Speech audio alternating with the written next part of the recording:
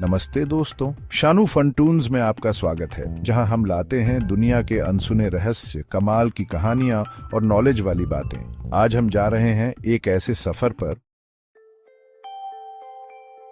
समय एक नदी है। यह नदी समय की धारा को दर्शाती है, जो कभी नहीं रुकती। यह हमेशा बहती रहती है। जैसे नदी का पानी कभी नहीं रुकता, वैसे ही समय भी निरंतर चलता रहता है। हम सब मुसाफिर हैं, जो इसकी धारा में बह रहे हैं। हम समय की इस धारा में बहते हुए अपने जीवन की यात्रा करते हैं। पर अगर हम इस बहाव को कंट्रोल कर सकें तो, अगर हम समय की धारा को मोड़ सकें, उसे अपनी मर्जी से चला सकें, अगर हम समय में यात्रा कर सकें तो क्या हम अतीत में जाकर अपनी गलतियों को सुधार सकते हैं या भविष्य में जाकर अपनी किस्मत देख सकते हैं? समय यात्रा का ख्याल हमेशा इंसानों को लुभाता रहा है। यह विचार कि हम समय की सीमाओं को पार कर सकते हैं बहुत ही रोमांचक है। वापस जाकर गुजरा हुआ बदलना, अपने अतीत को सुधारना, उन पलों को फिर से जीना जो हमने खो दिए, या आगे छलांग लगाकर भविष्य की झलक पाना, यह जानना कि हमारे आगे क्या आने वाला है, हमारे सपनों को साकार करना। ये एक बहुत ही आकर्षक सपना है। यह सपना हमें प्रेरित करता है, हमें सोचने पर मजबूर करता है। लेकिन क्या यह सिर्फ एक सपना है? क्या यह केवल हमारी कल्पना की उड़ान है, या इसमें कुछ सच्चाई भी है? या समय यात्रा हकीकत बन सकती है? क्या हम वास्तव में समय की सीमाओं को पार कर सकते हैं? कुछ वैज्ञानिक मानते हैं कि समय यात्रा मुमकिन हो सकती है। उनके अनुसार भौतिकी के कुछ सिद्धांत इसे संभव बना सकते हैं। दूसरों को लगता है कि यह नामुमकिन है, रहस्य बना हुआ है। समय यात्रा का यह रहस्य हमें हमेशा आकर्षित करता रहेगा। ये की है। विक्रम एक युवा वैज्ञानिक था। वह हमेशा नई खोजों और आविष्कारों के प्रति उत्सुक रहता था। वो भारत के एक छोटे से गांव में रहता था। गांव की शांत और सरल जीवन शैली ने उसे गहराई से सोचने का समय दिया। वो हमेशा से जिज्ञासु था। उसकी जिज्ञासा उसे नई नई चीजों की खोज करने के लिए प्रेरित करती थी। उसे अज्ञात का पता लगाना बहुत पसंद था। वह अक्सर गांव के आसपास के पुराने स्थानों की खोजबीन करता रहता था। एक दिन विक्रम को एक असाधारण चीज मिली। यह खोज उसके जीवन को बदलने वाली थी। यह एक प्राचीन हस्तलिपि थी। हस्तलिपि बहुत पुरानी और दुर्लभ थी, जिसे देखकर विक्रम हैरान रह गया, जो उसके दादाजी के अटारी के एक भूले हुए कोने में छिपी हुई थी। उसने पढ़ना शुरू किया। हस्तलिपि के पन्ने पीले और नाजुक थे। हस्तलिपि समय यात्रा के बारे में थी। इसमें समय यात्रा के सिद्धांत और प्रक्रियाओं का विस्तृत वर्णन था। इसमें एक मशीन का वर्णन था। यह मशीन समय के माध्यम से यात्रा करने के लिए डिजाइन की गई थी। एक मशीन जो एक व्यक्ति को समय के माध्यम से ले जा सकती है। विक्रम मंत्रमुग्ध हो गया। उसने सोचा कि अगर यह सच हो तो यह मानवता के लिए एक बड़ी उपलब्धि होगी। उसने हस्तलिपि का अध्ययन करने में दिन बिता दिए। वह हर पन्ने को ध्यान से पढ़ता और नोट्स बनाता। उसने इसके रहस्यों को समझ लिया। उसे यकीन हो गया कि वह इस मशीन को बना सकता है। उसने टाइम मशीन बनाने की ठान ली थी। विक्रम ने अपने ज्ञान और कौशल का उपयोग करके मशीन के ब्लूप्रिंट तैयार किए और उसे बनाने में जुट गया है। विक्रम ने अपनी वर्कशॉप में अथक परिश्रम किया। उसने सामग्री इकट्ठा की। उसने निर्माण किया और फिर से निर्माण किया। उसे कई असफलताओं का सामना करना पड़ा, लेकिन उन्होंने कभी हार नहीं मानी। उसका दृढ़ संकल्प उसके जुनून को हवा देता रहा। वो जानता था कि वो एक बड़ी खोज के करीब है। महीनों की मेहनत के बाद मशीन पूरी हो गई।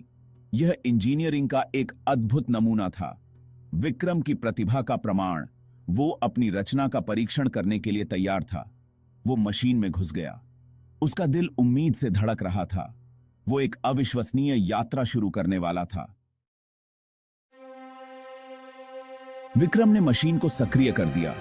ऊर्जा का एक तेज झटका उसके शरीर से होकर गुजरा। उसके आसपास की दुनिया धुंधली होती गई। जब रोशनी कम हुई तो वो एक अलग ही समय में था। हवा अलग थी, आवाजें अलग थीं।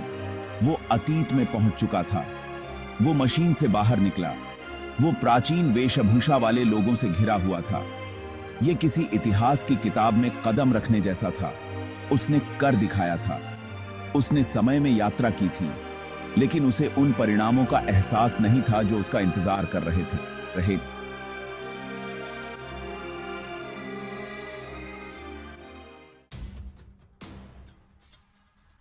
भाग 5, तितली प्रभाव। विक्रम ने अतीत में कई दिन बिताए। उसने लोगों को देखा। वह उनके जीवन के हर पहलू को समझने की कोशिश कर रहा था। उसने उनके रीति रिवाजों के बारे में जाना। हर दिन वह कुछ नया सीखता था, उनके त्योहारों, परंपराओं और दैनिक जीवन के बारे में। वो एक बाहरी व्यक्ति की तरह महसूस कर रहा था जो अंदर देख रहा है। वह जानता था कि वह इस समय का हिस्सा नहीं था, लेकिन फिर भी वह जुड़ाव महसूस करता था। लेकिन उसने एक गलती कर दी थी, एक छोटी सी गलती जो उसने अनजाने में की थी। एक छोटी सी अनजाने में हुई गलती। उसने एक धातु की वस्तु गिरा दी थी जो उसके हाथ से फिसल गई थी। उसने एक धातु की वस्तु गिरा दी थी। यह वस्तु जमीन पर गिरते ही एक तेज आवाज हुई। इससे एक घोड़ा चौंक गया। घोड़ा अचानक से उछल पड़ा और बेकाबू हो गया। घोड़ा भाग गया, जिससे घटनाओं की एक श्रृंखला शुरू हो गई। घोड़े की भगदड़ ने गांव में अफरा तफरी मचा दी। घटनाओं की एक श्रृंखला जिसके कारण गांव में बहुत बड़ी आग लग गई। विक्रम भयभीत हो गया। आग ने पूरे गांव को अपनी चपेट में ले लिया।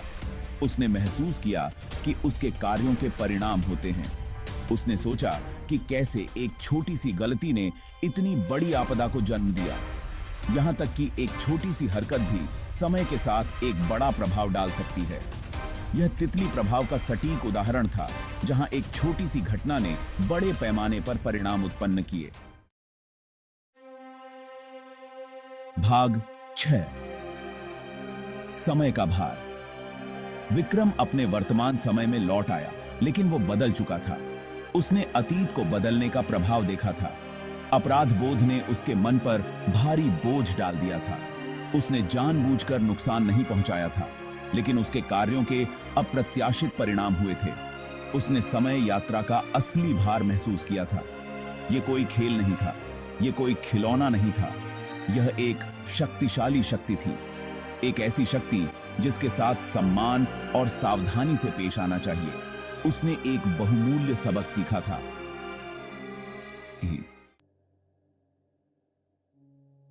भाग 7, नैतिक दुविधा। विक्रम एक नैतिक दुविधा से जूझ रहा था। क्या उसे अपना शोध जारी रखना चाहिए या उसे टाइम मशीन को नष्ट कर देना चाहिए? वो समय यात्रा के खतरों को जानता था। उसने उन्हें खुद अनुभव किया था, लेकिन वो इसके आकर्षण को भी जानता था। खोज की क्षमता, अतीत की गलतियों को सुधारने का प्रलोभन, संभावनाएं अनंत थीं। उसे एक मुश्किल फैसला लेना था, एक ऐसा फैसला जिसके दूरगामी परिणाम होंगे। भाग 8, वापसी। विक्रम ने अपना फैसला कर लिया। उसने टाइम मशीन को तोड़ने का फैसला किया। वो जानता था कि यह बहुत खतरनाक है। उसने सावधानी से अपने आविष्कार के टुकड़े टुकड़े कर दिए। उसने अपनी सारी रिसर्च मिटा दी। वो नहीं चाहता था कि कोई उसकी गलतियों को दोहराए। वो अपने जीवन में लौट आया, लेकिन वो इस अनुभव को अपने साथ ले गया। समय के माध्यम से उसकी यात्रा की यादें। उसने एक बहुत बड़ा सबक सीखा था। ज्ञान के साथ आने वाली शक्ति और जिम्मेदारी के बारे में एक सबक। भाग 9, समय के रहस्य। समय यात्रा एक रहस्य बनी हुई है, एक ऐसी आकर्षक संभावना जो हमारी कल्पनाओं को मोहित करती रहती है। विक्रम की कहानी एक चेतावनी का काम करती है, एक याद दिलाता है कि कुछ रहस्यों को दबाकर रखना ही बेहतर होता है। कुछ दरवाजे खोलने के लिए नहीं बने हैं। समय की नदी बहती रहती है और हम सब इसके साथ बहते चले जाते हैं। शायद वर्तमान की सराहना करना ही सबसे अच्छा है। और समय के रहस्यों को ब्रह्मांड पर छोड़ देना चाहिए।